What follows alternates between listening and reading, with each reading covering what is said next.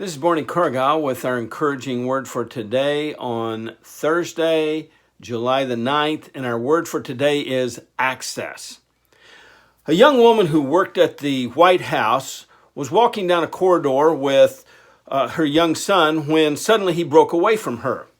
And he dashed down one of the hallways right toward the Oval Office. He maneuvered past the guards, opened the door, and went right into the Oval Office where the President of the United States was having a meeting with some foreign dignitaries. But that didn't even slow him down. He sashayed right up to the desk where the president was sitting and climbed up on his lap in the middle of this meeting. And something even more amazing than that is that nobody really thought that much about it. Because you see, the president was John F. Kennedy, and the little boy was JFK Jr. Now, that last bit of information changes everything, doesn't it? Because if one of us would have tried to sprint into the Oval Office, there's a good chance we might have been instantly shot. But see, for him, what changed everything was one word: relationship. You see, to him, this man behind that desk, the most powerful man in the world, wasn't the president. He was Daddy. Now, God has done something amazing for us. Hebrews chapter 4 and verse 16. God invites us to come before him, to come into his throne room. We can walk right in. In fact, listen how he says it. He says, let us come boldly before the throne of grace that we may receive mercy and find grace to help us in our time of need. He doesn't say we need to go timidly or fearfully. Come boldly before God's throne. And here's the reason: because Jesus cleared the way.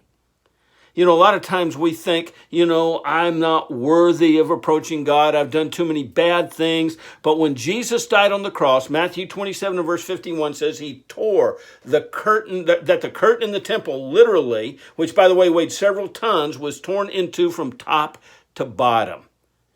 It's like God reached down out of heaven and tore it, because the curtain separated the Holy of Holies from the holy place. The holy place represents where we work today and serve God. The Holy of Holies is God's presence. And what God does is he says, there's open access to me anytime. Now, I think this is critical for us living today. As God's people, it's time we step into our identity, because we are facing huge issues right now. You know that, don't you? These are crazy times we're living in. And whether we're talking about coronavirus and whether you wear a mask or you don't wear a mask, or, the economic impact this is having, the emotional fallout on people's lives, it's devastating people's businesses and lives. Or, whatever else, the political implications, whatever it might be, it is time for us to step into our identity and realize God is calling his people to come before him, because we can't fix those problems. I wouldn't even know where to begin to start to fix any of those problems, but they're easy for God. And God's invited us. And this is a time for us to lay hold of his promises and to come boldly before him. Yes, there's times we need to approach God with reverence and fear and humility. But we also can approach him as our daddy, as our papa, as our Abba.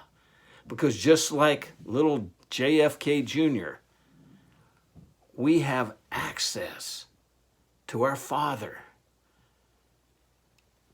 constantly, because he loves us and we're his children.